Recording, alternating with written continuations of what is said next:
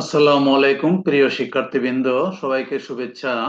HSC পরীক্ষা 2027 সালের পরীক্ষার্থীদেরকে শুভেচ্ছা জানাই। ভূগোল প্রথম পত্র তৃতীয় অধ্যায় সৃজনশীল প্রশ্ন উত্তর আলোচক হিসেবে আছি আমি, মোহাম্মদ আকবর আলী স্যার। আজকে আমার তৃতীয় অধ্যায়ের একটা নমুনা প্রশ্ন। এখান থেকে একটা, কোনোবার দুইটা প্রশ্ন এসে থাকে, তবে একটা প্রশ্ন তো অবশ্যই আসবে। তার মধ্যে অনেকগুলো বিষয় এখানে আছে। একটা গুরুত্বপূর্ণ প্রশ্ন এখানে, বিশেষ করে ভূমিকম্প এবং আগ্নেয়গিরির অগ্ন্যুৎপাত, এই সম্পর্কে আজকে আমার আলোচনা। যাই হোক, এটা আমার ইউটিউব চ্যানেল, এই ছবিটার নাম দেওয়া আছে। ইউটিউব চ্যানেলটা সাবস্ক্রাইব করা আহ্বান জানিয়ে ক্লাসটা শুরু করি।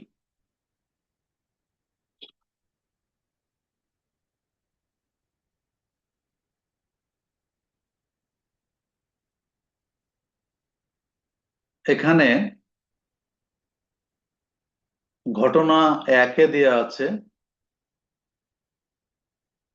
ভূপৃষ্ঠে হঠাৎ ঝাঁকুনি অনুভূত হয়। ঘটনা দুইয়ে দেওয়া আছে মুসাকৃতি পর্বতের জ্বালামুখ দিয়ে লাভা নির্গত হয়।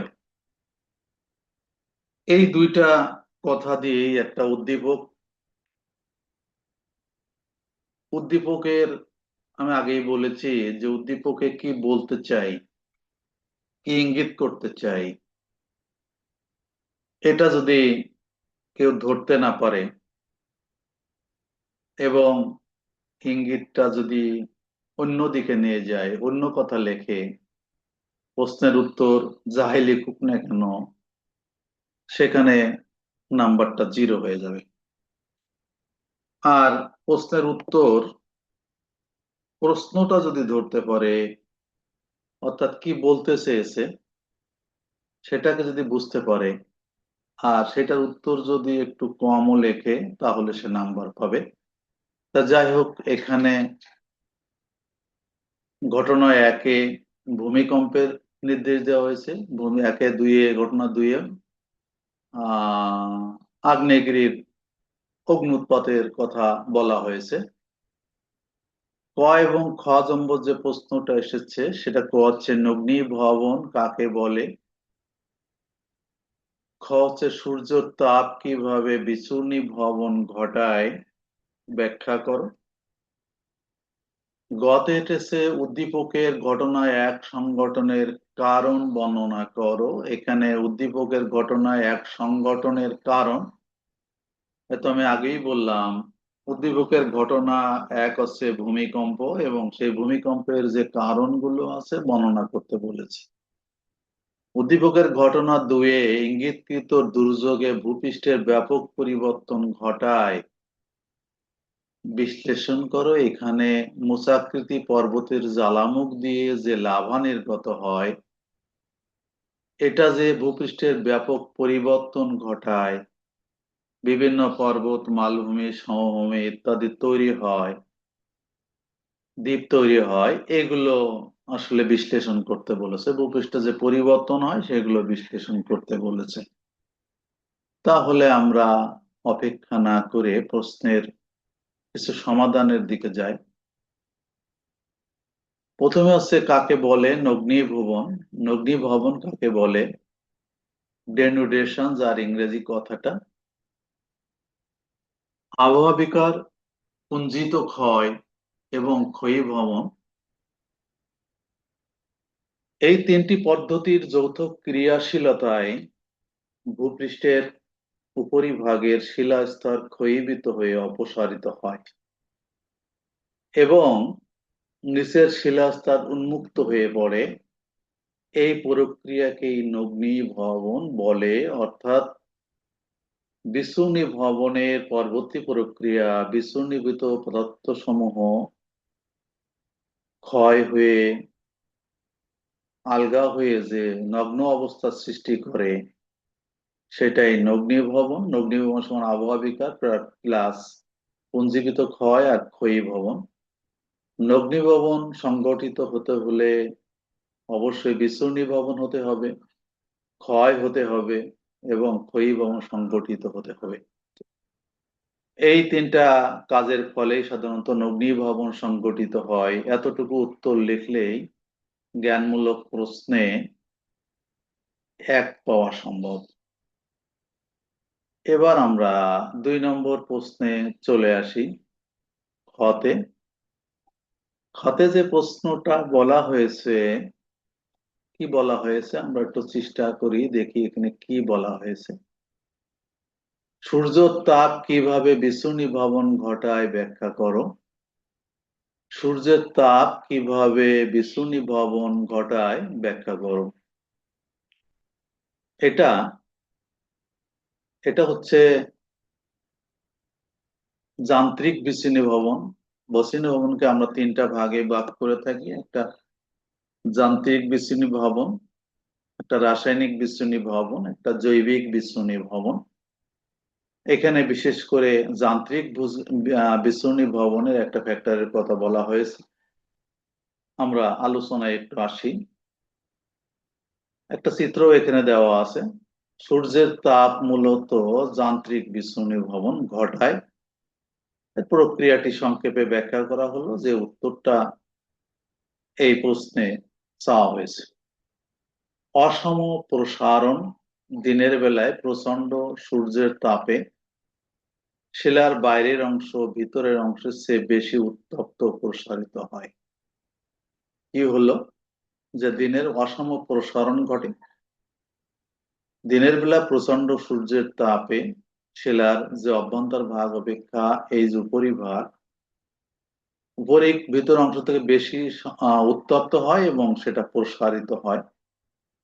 তারপরে যখন রাতের বেলা আসে সংকোচন ঘটে। রাতে তাপমাত্রা কমে গেলে শিলার বাইরের অংশ দ্রুত ঠান্ডা ও সংকুচিত হয়। যে প্রসারিত অংশ হয়েছিল সেটা আবার সংকুচিত হবে রাত্রে বেলা ঠান্ডা হওয়ার কারণে। এবার কি হবে, ফাটল সৃষ্টি হবে। দীর্ঘদিন ধরে এই অনাবর্ত প্রসারণ ও সংকোচনের ফলে শিলার মধ্যে এক প্রকার টানের সৃষ্টি হয় এবং শিলার ফাটল ধরে, ফেটে যায়। এবং এই ফেটে গেলে পরবর্তী পর্যায়ে শিলা ভেঙে যাওয়া, এক পর্যায়ে শিলার বাইরের স্তর পেঁয়াজের খোসার মতো খসে পড়ে। এই যে একটা চিত্র দেওয়া আছে, পেঁয়াজের খোসার মতো উপরের অংশটা খসে পড়ে, একে পত্রমোচন বলা হয়। বা বড় শিলাখণ্ড ক্ষুদ্র ক্ষুদ্র অংশে ভেঙে টুকরো হয়ে যায়। তাহলে এইটুকু লিখলে 2 এর কম কোনো এক্সামিনার খাতায় দিতে পারবে না, আশা করা যায়। এবার আমরা গ নম্বর যে প্রশ্নটা আছে সেটাই আসি। উদ্দীপকে ঘটনা এক সংগঠনের কারণ, এটা আমি আগেই বলেছি যে এটা একটা হচ্ছে ভূমিকম্পের কথা বলা হয়েছে। তাহলে ভূমিকম্পের কারণ লিখতে হবে।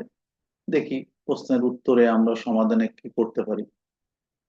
উদ্দীপকের ঘটনায় এক ভূপৃষ্ঠে হঠাৎ ঝাঁকুনি অনুভূত হওয়া দ্বারা ভূমিকম্পকে নির্দেশ করা হয়েছে। আমি বলেছি যে জ্ঞানমূলক যদি সামান্য ধরতে পারে এইটুক লিখলে কিন্তু সে এক পাবেই। ভূমিকম্পের প্রধান কারণগুলো নিচে বর্ণনা করা হলো এবং বাকি গুলো যদি সে বুঝতে পারে, অনুধাবন তারপর সে প্রয়োগ করতে পারে, তাহলে সে 3 নম্বর পেয়ে যাবে। তা যাই হোক, আমরা একটু আলোচনায় আসি। ভূমিকম্পের নানাবিধ কারণ আছে। একটা প্রাকৃতিক কারণ আছে, একটা অপ্রাকৃতিক কারণ আছে। তা এখানে আমরা, তোমাদের উত্তর যেহেতু এখানে নাম্বার 3, 3 নম্বর প্রশ্নের মান, সেজন্য খুব বেশি অতগুলো কারণ না লিখলেও হবে, কিছু গুরুত্বপূর্ণ কারণ যদি 3টা বা 4টা কারণ লিখে দাও তাহলে সেখানে 15 নম্বর পাওয়া সম্ভব। প্রথমে আসি টেকটনিক প্লেটের সঞ্চালন, যেটা ভূমিকম্পের সবচেয়ে গুরুত্বপূর্ণ কারণ। পৃথিবীর ভূত্বক কতগুলো গতিশীল প্লেট বা পাতের সমন্বয়ে গঠিত। এই টেকটনিক প্লেটগুলো যখন পরস্পর সাথে ধাক্কা খায়, একটি অপরটির নিচে ঢুকে যায়, পাশাপাশি ঘর্ষণ খায়, তখন ভূগর্ভে প্রচন্ড শক্তির সৃষ্টি হয় এবং ভূমিকম্প ঘটে। তাহলে 1 নম্বর যে কারণটা পেলাম সেটা হচ্ছে টেকটনিক প্লেটের সঞ্চালন। শিলাচ্যুতি বা ফাটল সৃষ্টি ভূ অভ্যন্তরের কোনো কারণে শিলা স্তরে ফাটল ধরলে বা শিলার চ্যুতি ঘটলে আকস্মিক শক্তির মুক্তি ঘটে, যা ভূপৃষ্ঠের কম্পন সৃষ্টি করে। শিলাচ্যুতি বা ফাটল সৃষ্টি, এটা আমরা 2 নম্বর কারণ হিসাবে উল্লেখ করতে পারি। এবার 3 নম্বর কারণ হিসেবে যদি আমরা আরো একটা কারণ দেই, সেটা হচ্ছে আগ্নেয়গিরির অগ্ন্যুৎপাত। আগ্নেয়গিরির অগ্ন্যুৎপাত আগ্নেয়গিরি থেকে প্রবল বেগে লাভা ও গ্যাস নির্গত হওয়ার সময় ভূত্বক কেঁপে ওঠে এবং ভূকম্পন সৃষ্টি করে। 4 নম্বরে আসে ভূ অভ্যন্তরের সংকোচন। পৃথিবী ভিতরে তাপ বিকিরণ করে প্রতিনিয়ত সংকুচিত হচ্ছে। এই সংকোচনের ফলেও ভূত্বকে ভাঁজ ও ফাটল সৃষ্টি হয়ে ভূমিকম্প সৃষ্টি হয়। যাই হোক, আমরা এখানে 4টা কারণ উল্লেখ করেছি। এছাড়া আমরা যদি ওই 4টা কারণ লিখলেই বা 5টা কারণ লিখলেই ভূমিকম্পের তোমরা 3 নম্বর পেয়ে যাবে। এবং এখানে আমি এটার যদি পূর্ণাঙ্গ একটা উত্তর দেওয়া যায়, আসলে অনেকগুলো কারণ, একটা ভূমিকম্পের ভূগাঠনিক কারণ, একটা অভূগাঠনিক কারণ। ভূগাঠনিক কারণের মধ্যে যেমন ভূত্বক গঠন করে প্লেটের সঞ্চালন, আমি একটা একটু বলে যাই, সব ব্যাখ্যা দেওয়ার দরকার নেই। তাপের সংঘর্ষণ, নবীন ভঙ্গিল পর্বতের উত্থান, তারপরে আগ্নেয়গিরির অগ্ন্যুৎপাত, সমস্থিতি সমতা, ভূগর্ভস্থের বাষ্পচাপ, তারপরে এখানে আরো কিছু দেওয়া যেতে পারে। অভূগাঠনিক যেটা, যেমন গুহার ছাদের পতন, হিমানি সম্প্রপাত, ধস। তারপরে ভূমিকম্পের অপ্রাকৃতিক কারণ বা মানব সৃষ্ট কারণ যদি আসি, এটা পারমাণবিক বিস্ফোরণ, খনিগর্ভের ভাঙন, জলাধার নির্মাণ, পার্বত্য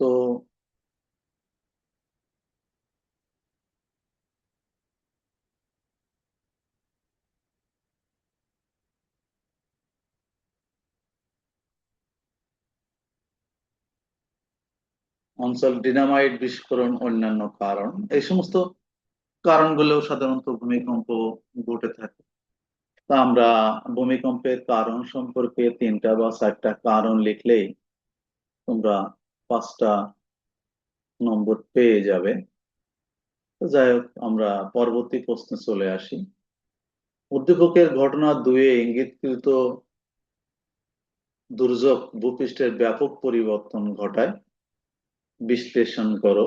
ব্যাপক পরিবর্তন ঘটায় বিশ্লেষণ করো। আমরা এটা কি বলেছে, যে কি বলা হয়েছে, আমরা দেখি এটাকে জ্ঞান কি আছে।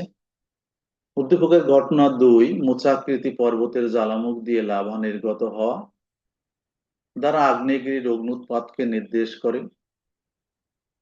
এটি ভূপৃষ্ঠে আকস্মিক পরিবর্তনের মাধ্যমে ব্যাপক রূপান্তর ঘটায়। নিচে বিশ্লেষণ দেওয়া হলো। প্রথম শর্ত হচ্ছে নতুন ভূমিরূপ গঠন। অগ্ন্যুৎপাতের ফলে নির্গত লাভা ভস্ম শিলাখণ্ড জ্বালামুখের চারপাশে জমা হয়ে মোচাকৃতি বা শঙ্কু আকৃতির নতুন পর্বত সৃষ্টি করে, যেমন ইটালির ভিসুভিয়াস। এরপরে আমরা আসি মালভূমির সৃষ্টি।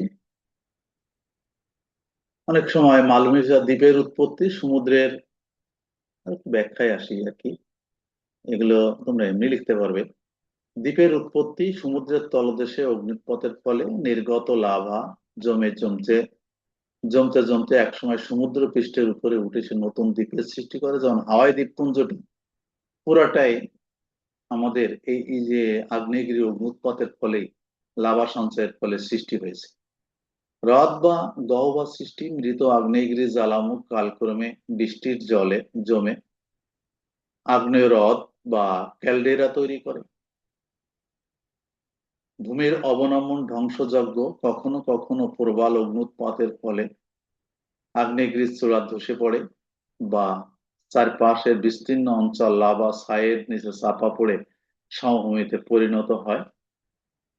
এই যে ভূমিরূপের আকস্মিক যে পরিবর্তনগুলো হয় এখানে ব্যাখ্যা দেওয়া হলো। সুতরাং বলা যায় যে আগ্নেয়গিরির অগ্নুৎপাত ভূপৃষ্ঠের প্রাচীন রূপ ধ্বংস করে নতুন, সম্পূর্ণ নতুন ও বৈচিত্র্যময় ভূপ্রকৃতি বা ভূমিরূপের সৃষ্টি করে, ব্যাপক পরিবর্তন ঘটায়। আমি যে ব্যাখ্যাগুলো প্রদান করলাম, এতটুকু ব্যাখ্যা যদি কেউ দিতে পারে তাহলে সে অবশ্যই চারের মধ্যে চার পাবে। অবশ্যই অবশ্যই চারের মধ্যে 4 নম্বর সে পেয়ে যাবে। তো যাই হোক, এটা আমার আসলে নমুনা ক্লাস। সৃজনশীল প্রশ্ন ডাইরেক্ট তো আসলে বলা মুশকিল, তবে এই ধরনের প্রশ্ন আসবে আশা করি। এবং যেহেতু 27 সালে পরীক্ষা, 25 সালে আসা প্রশ্নগুলো আলোচনা করব।